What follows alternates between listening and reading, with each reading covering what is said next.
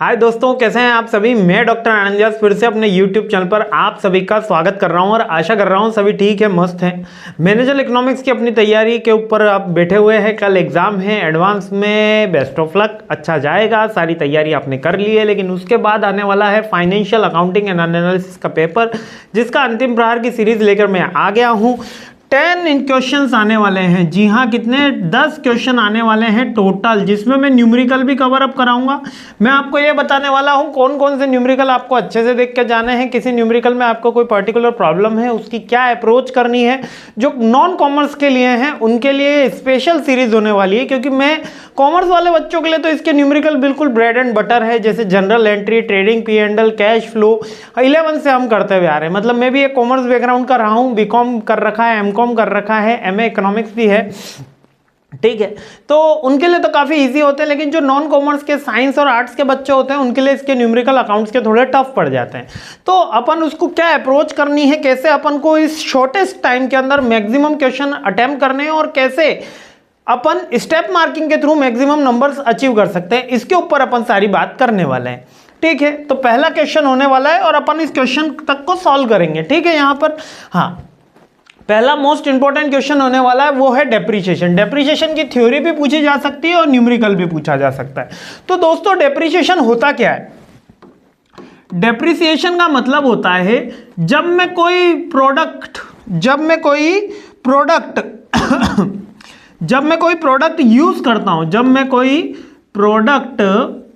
Use करता हूं तो उसकी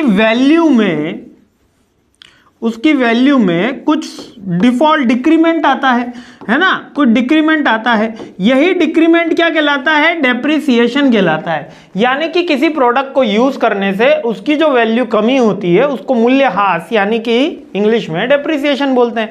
जैसे कि ये स्क्रीन है, इसको हम चला रहे हैं तो इसकी कुछ वैल्यू कम हो जाएगी, तो जो कम होगी वही डेप्रिसिएशन कहलाएगा, ठीक है। बिल्डिंग है, बिल्डिंग का आप यूटिलाइजेशन करते हो तो उसकी वैल्यू कुछ कम हो जाती है। जैसे लैंड के ऊपर डेप्रिसिएशन चार्ज नहीं होता, क्योंकि लैंड का क्या है कि नॉर्मली मानती है गवर्नमेंट की वैल्यू बढ़ती ही है, ठीक है। कोई बाइक लेकर आए, आप आज नई लल्लन टॉप बाइक लेकर आए, कि मान लेते हैं अपन यामाहा की बाइक खरीद के लाए, ठीक है। जैसे ही आप बाइक लेकर आए, उसको आपने 2 महीने 3 महीने चलाया, तो जो चलाया उसकी जो कमी आई, उसकी चलाने के कारण, उसका यूजेस के कारण उसकी वैल्यू में जो डिक्रीमेंट आता है वही डेप्रिसिएशन कहलाता है।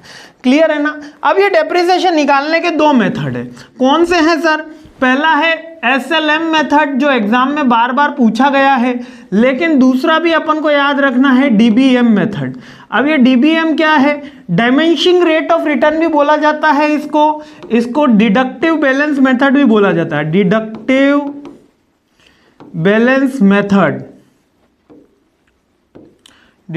बैलेंस मेथड, और इसको बोलते हैं SLM को स्ट्रेट लाइन मेथड, ठीक है।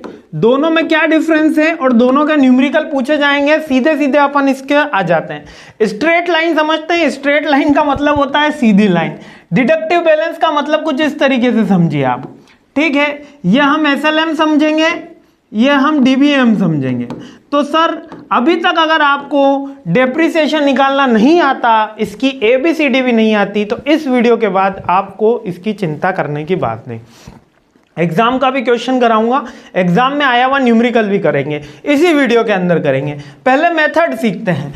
SLM क्या होता है? SLM मेथड ये कहता है कि जैसे कि एक मशीन मैंने खरीदी 10,000 रुपए की, चलिए 1 लाख कर देते हैं, कैलकुलेशन में इजी रहेगा।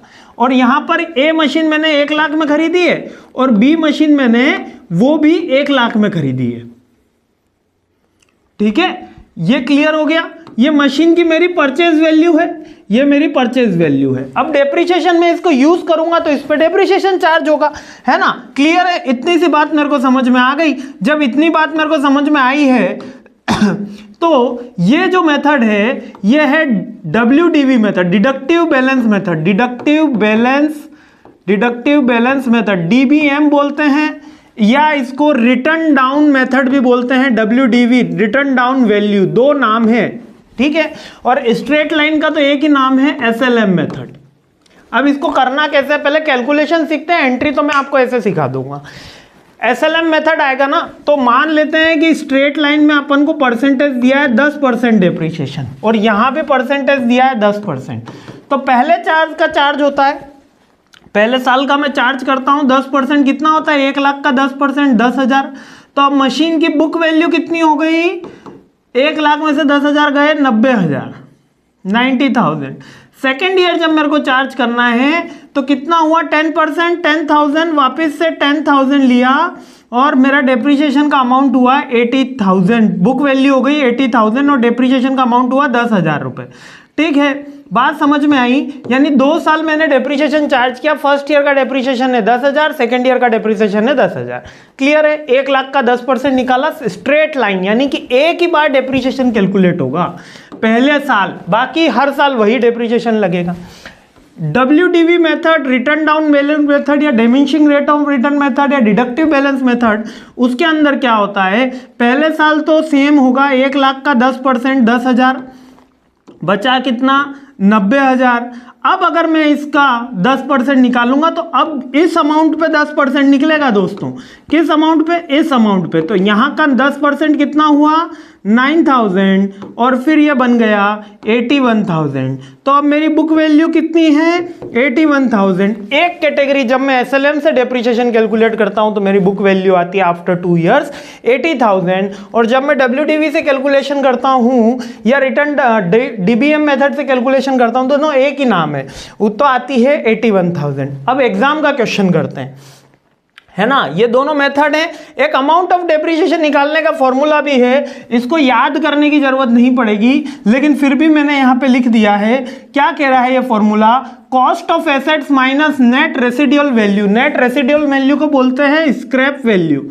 स्क्रैप यानी कि 1 लाख में मैंने कोई माल खरीदा था, 10,000 में 5 साल बाद बेच दिया। कितने साल में, 10,000 में, तो 10,000 मेरे को प्रॉफिट हो गया, तो 90,000 का ही तो मैंने यूटिलाइजेशन किया, है ना, 90,000 का यूटिलाइजेशन किया, तो वो 90,000 मेरा डेप्रिसिएशन हुआ। ये बात कहने की, ये रेसिडुअल वैल्यू मतलब इस आपकी स्क्रैप वैल्यू। अभी अपन क्वेश्चन पढ़ेंगे तो क्लियर हो जाएगा। देखिए 2020-21 के AKTU के पेपर में आया हुआ क्वेश्चन है, जरा ध्यान से इसको पढ़ते हैं। क्या कह रहा है ये क्वेश्चन, देखना। क्वेश्चन में हमेशा याद रखना, एक क्वेश्चन पढ़ने से पहले, कि अपना एक फाइनेंशियल ईयर होता है, ये होता है 1 अप्रैल टू 31 मार्च। तो नॉर्मली अपनी कैलकुलेशन जो होगी डेप्रिसिएशन की, इसी अकॉर्डिंग होगी। अगर एग्जामिनर नहीं बोल रहा है, अगर वो बोल दे कि मेरा 31 दिसंबर को ईयर एंड मानो, तो आपकी कैलकुलेशन उस अकॉर्डिंग होगी।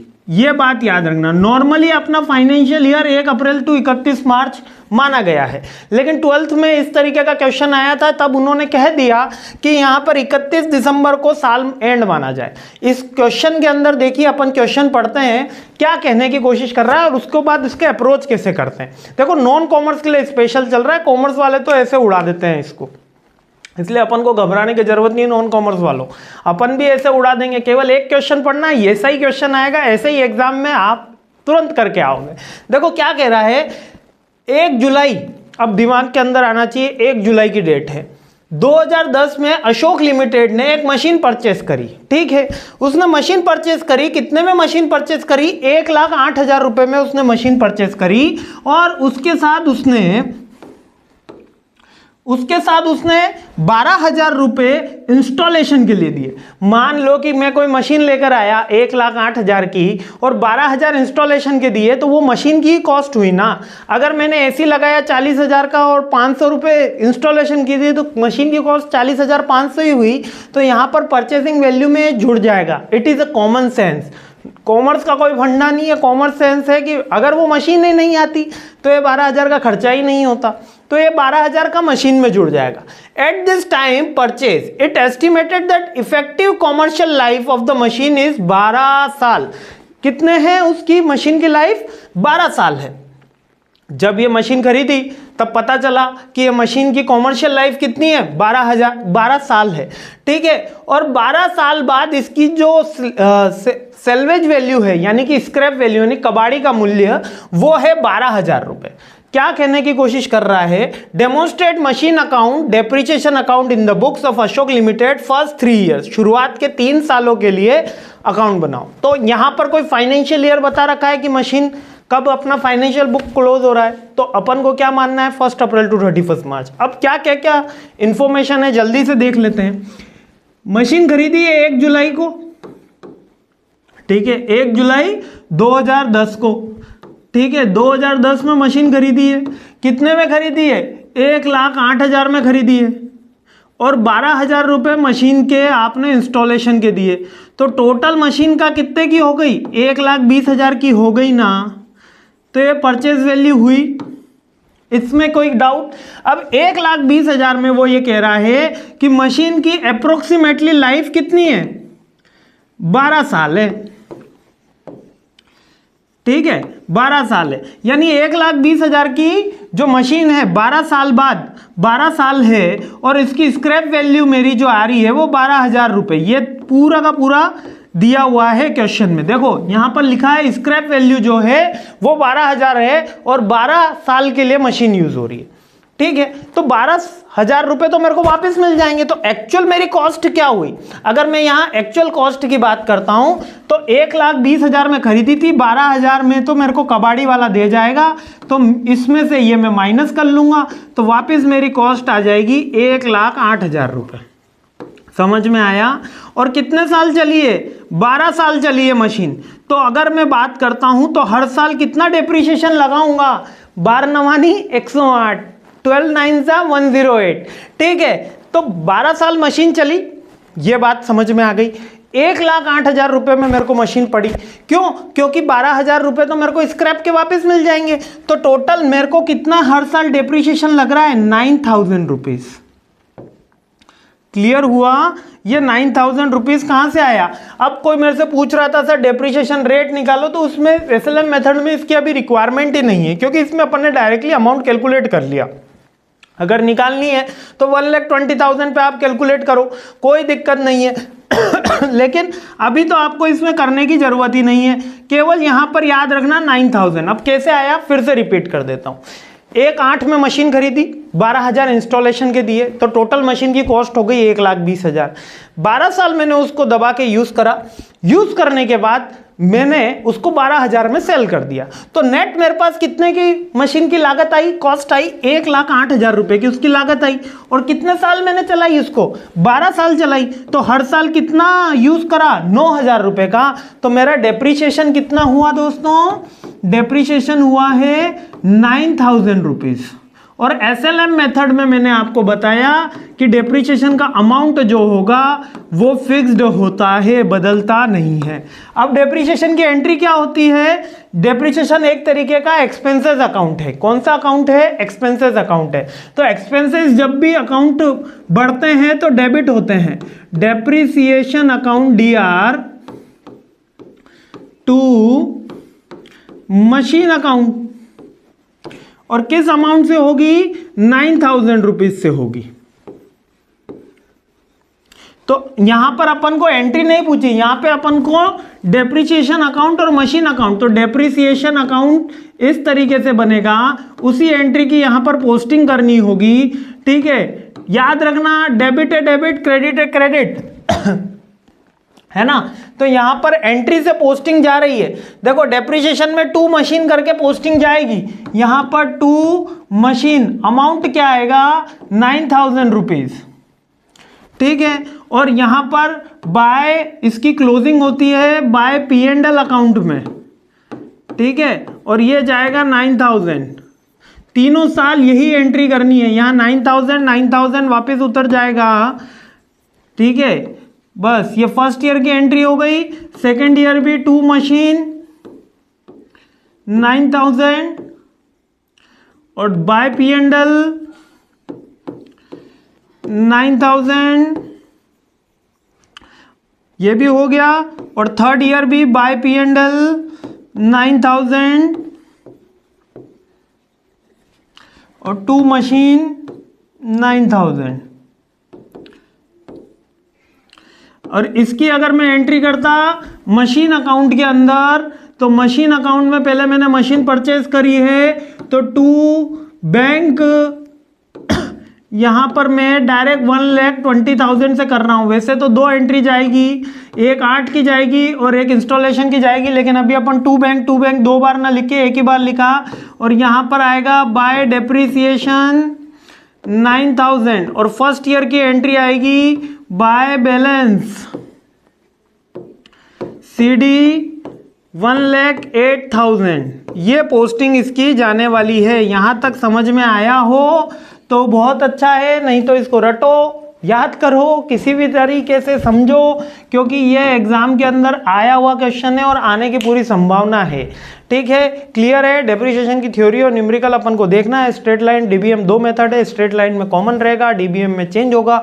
डीबीएम में अगर ये होता, अगर यही क्वेश्चन डीबीएम में होता तो फर्स्ट ईयर 9,000 होता, सेकेंड ईयर 1,08,000 के ऊपर कैलकुलेशन होती। उसके अंदर अपन को परसेंटेज गिवन होगा। अगर डब्ल्यूडीबी मेथड होगा, रिटर्न डाउन मेथड या डिडक्टिव बैलेंस मेथड होगा तो परसेंटेज गिवन होगा।